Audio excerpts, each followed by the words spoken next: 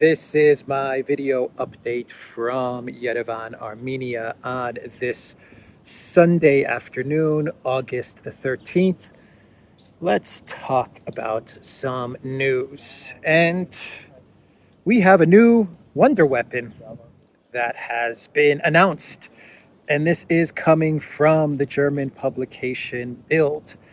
They are saying that the Taurus cruise missile that Germany is thinking about providing to the Zelensky regime is a wonder weapon, a super Waffe, according to Bild. And I reported 2 days ago that the Olaf Scholz government was considering sending these long-range German Taurus missiles to the Zelensky regime, but only under one condition, and that condition was that the White House also sends the ATACMS long-range missiles. If Biden sends ATACMS to Zelensky, then Olaf Scholz will send the Taurus missiles to Zelensky as well. And we had reports after this article came out about Scholz sending the Taurus missiles to Ukraine. We had reports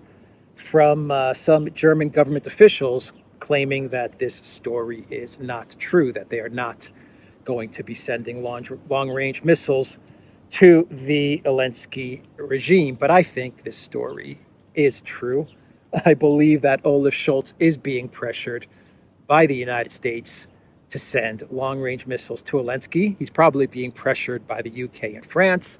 I imagine Macron and Sunak are calling Olaf Scholz and saying, look, we sent our Storm Shadow long-range missiles to Ukraine, and Macron is saying, I sent Scout missiles to Ukraine. So Olaf, you also have to send long-range missiles to Ukraine as well. And so Olaf, he thought that he would come up with this gimmick, which is what he used for the tanks, the Leopard tanks, where he says that he will only send long-range missiles to Ukraine if the U.S.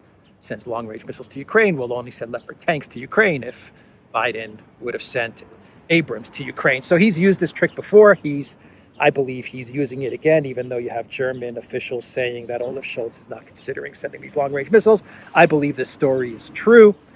I believe that eventually Olaf Scholz will be pressured and he will agree to sending long-range missiles to Ukraine. I believe the Biden White House will tell Scholz that they're going to send ATACMS.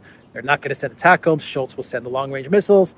And we're going to see the same story unfold with the tanks, unfold for the long-range missiles. But anyway, the Taurus missile is a wonder weapon, according to Bild.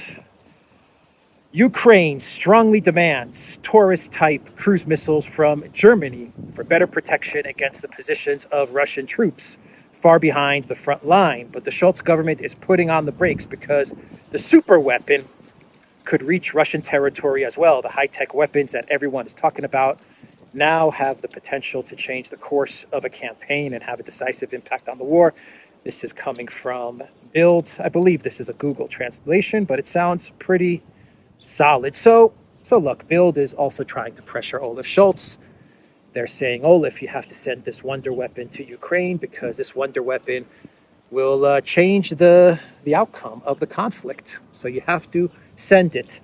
And something else that I imagine Germany's going to do is that they're going to probably say, you know what, we'll send the Taurus missile to Ukraine because Biden said he's going to send ATACMS. But one extra thing we'll do is that we'll put a contract in place between Germany and Zelensky. And Zelensky's going to promise us that he's not going to use the super duper wonder weapon, the super Waffe Taurus missiles to strike Russian territories, and they're going to probably get some sort of agreement or document with Zelensky's signature saying, I promise I will not use wonder weapon to strike Russia. And then Olaf Scholz is going to say, okay, Zelensky, you promised. I have your contract right here, so I will send the wonder weapon. And that'll be that. That's what's going to happen. That's what I think is going to happen. I could be wrong. But Olaf Scholz's track record is one of folding to pressure pretty easily. So I think he is going to send this wonder weapon. And this wonder weapon is going to change the tide of the war. But it looks like the tide of the war is already changing, because according to Forbes, Ukraine is marching on Mariupol. They are approaching the city of Mariupol, which is on the Sea of Azov, and it looks like the Zelensky regime has achieved the breakthrough that they have been talking about for the last 3 months since they started this big counteroffensive. This is all according to Forbes, and here is what Forbes is reporting. Ukrainian tanks are in Urozhanye and inching towards Mariupol. The first paragraph from this Forbes article says that Ukraine tanks have barreled into Urozhanye, the next obstacle between free Ukraine and Russian-occupied Mariupol. So that is it. Ukraine has broken through. They're approaching Mariupol, and once they get to Mariupol, that means that they will have pretty much accomplished their goal of splitting the Russian forces in half and reaching the Sea of Azov, and then they're going to be focusing on taking over, capturing Mariupol, and after Mariupol, I imagine the Zelensky regime will work towards capturing Crimea, and that will be the end of the conflict. Putin will have to capitulate, Russia will capitulate, the Putin government will collapse. Let's see what else is going to happen. Sullivan, Newland, Blinken, they'll move into to Russia, and they will break up Russia into 7 different pieces. And Zelensky will be sitting on his throne as ruler of all, what can we say, of all Eurasia. That will be Zelensky, the clown puppet actor, according to Forbes. That's not what's going on. So I read this article. I'm joking, obviously. I read this article from Forbes, and there are reports, unconfirmed reports, that Ukraine has captured this village of Urozhanye. They've captured, unconfirmed reports saying they've captured this village of Urozhanye. Now, there are conflicting reports. I wouldn't say conflicting reports. There are new reports saying that the Russian military, they are engaging with the Ukraine forces in this area of Urozhanye, and we'll see what happens. We'll see if the Russians push Ukraine out of this area, if the Russian military decides to move back to a different line, or what happens. We'll see what happens as the day unfolds. But where is Urozhanye? Is it really close to Mariupol? Is this really, as Forbes says, the next obstacle between free Ukraine and Russian-occupied Mariupol? Is Urozhanye that important that it is the city that will decide the fate of Mariupol? Well, I went to the maps. I went to Ukraine Live Map, which is very pro-Ukraine. But I went to that map to see what's going on and to see where exactly is this Urozhanye, because I've never heard of this village before. I've heard of Rapatino, and we've got Tokmak, and we've got the ledge. I forgot the name. The ledge that they're fighting over, which is a small little area up in Zaporozhye, I believe. And Urozhanye, I've never heard of before. And of course, we have Bakhmut, and we have Kupiansk in the north, which the Russians are fast approaching. And it looks like the Russian military will capture Kupiansk, which will be a huge defeat for the Zelensky regime. But Urozhanye, Urozhanye, where is this place? And so I found out. I can't speak today. I found out that I can't speak today in beautiful Yerevan, Armenia. Oh, man. It's one of those Sundays. All right, so Urozhanye. Where is it? You're going to see on your screen right now how close it is to Mariupol. It's not close at all. As a matter of fact, Urozhanye is a small little village in the gray zone, in the security zone, and it is 5 to 6 kilometers away from the first line of defense, not the second line of defense, not the third line of defense, not 5 or 6 kilometers away from Mariupol. It is 5 to 6 kilometers away from the first line of Russian defenses. And if Ukraine ever reaches the first line of Russian defenses, that's when the real fighting will begin. So Forbes is celebrating the capture of Eurozhanye because they're desperate. They're desperate to show that Ukraine is making some progress. They're desperate to help Zelensky out, but more than that, they're desperate to help the Biden White House out by running articles like this one, which if the readers did not know where Eurozhanye was, they would think that Ukraine is about to storm Mariupol, and they're looking to help the Biden White House out because everyone is starting to realize that the Ukraine counteroffensive is a spectacular failure. So they're grasping on to whatever they can grasp onto, and in this instance, Forbes is running with an article. It came out very, very quickly as well. You know, they weren't waiting for a confirmed report. So that shows you how desperate they are. But Forbes ran with this article. They're running with this article. It'll probably be picked up by many other outlets in the collective West media that Ukraine has captured this village of Eurozhanye and they're making their move towards Mariupol. You saw the map. You saw where this little village is located. Basically, all this confirms is that Ukraine is still stuck fighting in the gray zone security area after 3 months and something like 45,000 lives lost, Ukraine soldiers' lives lost, and who knows how much artillery and vehicles and other equipment that was provided by NATO and the collective West after all of this this fighting for 3 months and all of these losses. What this article from Forbes actually confirms is that Ukraine is still fighting in the security zone for one small village. Anyway, that is the update on Eurozhanye.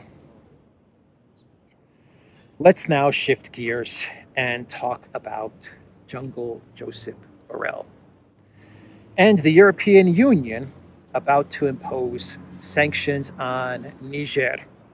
And the EU, they are going to impose these sanctions, according to Jungle Joseph, in order to help the ECOWAS countries in their efforts, and I quote, to restore democracy. The European Union supports the search for a diplomatic solution to the situation in Niger with a parallel mobilization of ECOWAS reserve forces, Jungle Joseph Borrell says. So these sanctions are not meant to find a diplomatic solution to what is happening in Niger.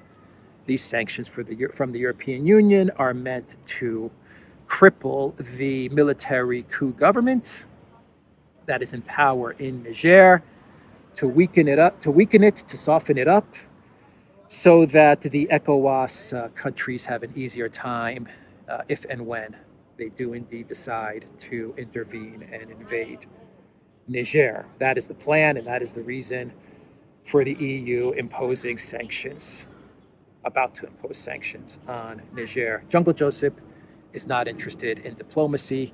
He never has been interested in diplomacy, even though he is the chief diplomat for the European Union. We have seen throughout the Ukraine crisis that Jungle Joseph is interested in conflict. That is what really gets him going, is conflict. Anyway, let's talk a bit. I want to talk a bit about this. Talk a bit about Scott Ritter and the fact that he was canceled by YouTube, I believe on Friday evening, Saturday morning, maybe Saturday morning my time, or Friday evening my time. The news came out that the Scott Ritter Show, I believe was his channel. Anyway, Scott Ritter's channel was completely obliterated by YouTube, completely wiped out by YT. And the terrible part about this is that Scott's channel, well, actually two things that make this terrible, is that Scott's channel was wiped out, first of all, without any type of notice. They didn't give him a warning. They didn't give him one strike. They didn't give him two strikes. Then they didn't give him three strikes, and then give him another warning, which is the process according to the terms of use. At least that's how I see the process according to the terms of use for a channel deletion on YouTube. You usually get a warning. That warning is a permanent warning. It stays with your channel forever. And then after that warning, you get one strike. That puts you in YouTube prison for 1 week. You can't post or do anything on YouTube for 1 week. And then you have 3 months after that first strike to clear the first strike. So if you don't get another strike, then that first strike goes away. But the warning always stays. So if you get a second strike within the 3-month period, then you're in YouTube prison, I believe, for 2 weeks. I could be wrong about this. You're in YouTube prison for 2 weeks, and then you have to be good for, I think, another 3 or 6 months, and then you get if you get a third strike. Yes. I don't know. Someone, I guess, saying hi. I don't know. That was weird. friendly, but I don't know. She didn't say anything or nothing. I don't know. Anyway, let's see. Nice people in Yerevan. You have 6 months. I think it's 6 months to not commit another YouTube crime. And if you get another strike, a third strike in the 6 months, then I think your channel is deleted. Anyway, that is the process. I'm not sure about the time frames. I know the first strike and the 1 week in prison. I know that, and the warning is permanent. I know that because I've had it happen to me. So that part I know. The second strike and the third strike, I'm not quite sure about how much time you get to wipe those strikes out, and how long you're off YouTube before you can get back on. But anyway, the point that I'm trying to make is that they wiped out Scott's channel without any type of strikes or warnings, which I find very disturbing. And the second part about this story that really upsets me is that they didn't give him a reason for the deletion. They just said harmful or hateful. I believe it was hateful speech or hateful content, which I haven't watched all of Scott's videos, but from the videos I have seen, I've never once heard him using hateful speech, at least how I would define hateful speech or hateful, harmful content. So this is a big, it's an injustice. It's not fair. It's not right. Of course, you're going to have people who say, well, it's YouTube's platform. They can do whatever they want. Fair enough. But I don't think it's right at all. At a minimum, YouTube should have given him a warning, and they should have then given him a strike and allowed him to either delete the video in question. They should have told him what video received the strike and allowed him to either delete the video in question or maybe add some more context to the video or something like that. And then they could have proceeded with strike 2 or strike 3. He should have been afforded the procedure that I believe most channels are afforded. Anyway, look, it doesn't mean that Scott's gone. Scott is on other platforms. I know he's on Twitter. I believe he's on Telegram. I think the best place to follow Scott, at least that's what I believe is the best place to follow him. The shows that we've done with him, he said that this is the #1 spot where he wants people to follow his content is on his Substack.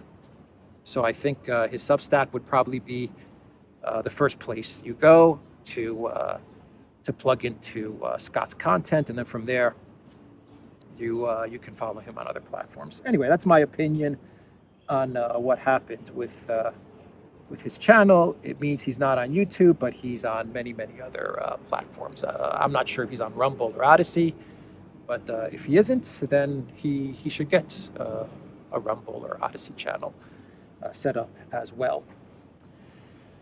So that's the update there. Those are my thoughts on that. I'm very upset about channel cancellations or canceling free speech or stuff like that. It's very upsetting. But what can you do? There's nothing you can do about it. You just have to roll with it, as they say. You have to roll with it. There's a song, "Roll With It," isn't there? I forgot who sings that song, but I know there's a song, "Roll With It." Anyway, Substack. Go to Substack, everybody. I encourage everyone to go there. Let's see. Let's do some clown worlds now. And this is a pre-clown world. And it has to do with SBF, Sam Bankman-Fried, the guy that had FTX, which allegedly was a crypto exchange that was being used to take in donations for the Zelensky regime and then funnel those donations to the Democrat Party.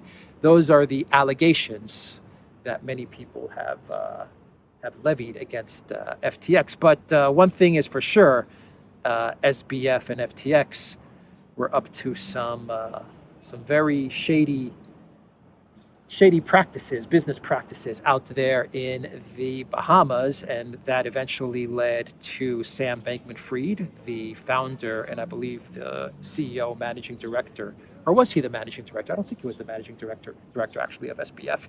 I actually think that Sam Bankman-Fried was the managing director of the investment capital company that he had, Alameda Research, and his then girlfriend, Caroline Ellison, was the CEO or managing director of FTX, and it looked like, or at least the claims are, that they were taking money from FTX and they were funneling it into, I think it's Alameda.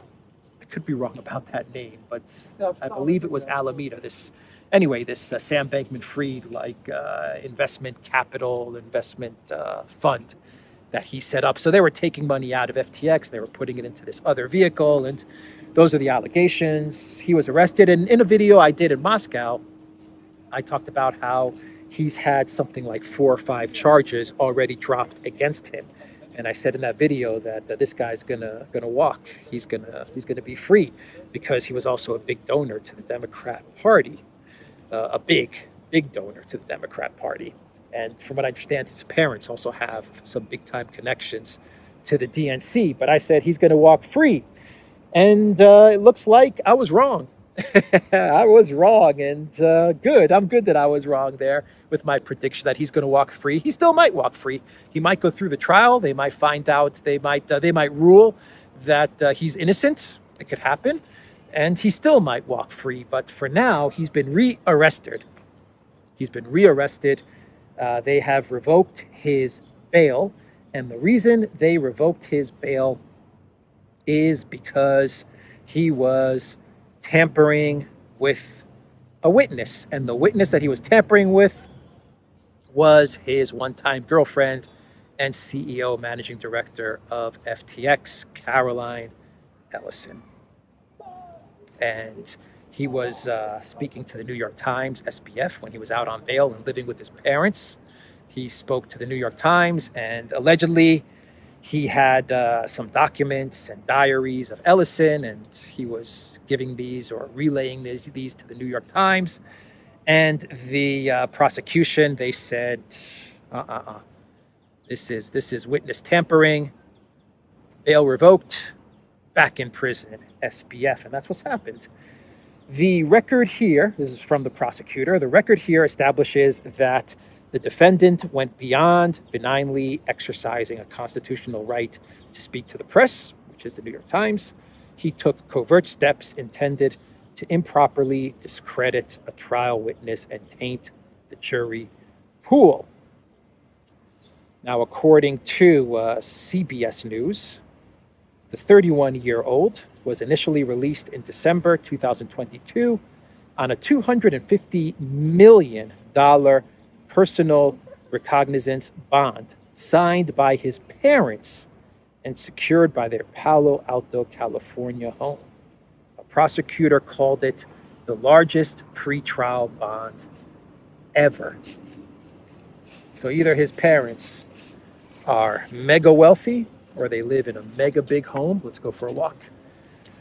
Or he has some seriously important high up connections which set up this massive $250 million bond for him. Anyway, that's the update on SBF. Let's now do a kind of clown world. You guys let me know if this is a clown world. Republican. You see, I can't talk today. I couldn't talk yesterday. I can't talk today. My mind is not working in this Yerevan heat. Anyway, the Republican candidate, Vivek Ramaswamy, he was, I believe this was in Iowa, if I recall. Anyway, he was campaigning and he decided to do some karaoke. And the video is going super viral. And the song that Vivek decided to sing in his karaoke was Eminem's "Lose Yourself." and it was pretty fun to see Vivek rap. And it was pretty interesting to see him dance. Some people may say it was cringe.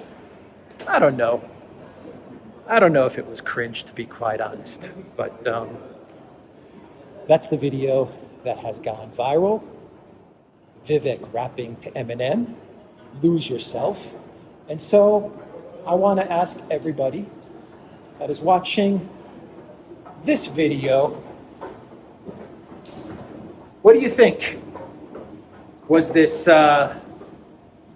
very fun, human, likable? The fact that Vivek rapped and sang Eminem "Lose Yourself"? Or is this going to sink his 2024 Republican campaign? Let me know what you think in the comments down below. My own personal opinion is that, yeah, something like this could sink a campaign. It could, but I kind of liked it. I didn't have a problem with it. I thought it was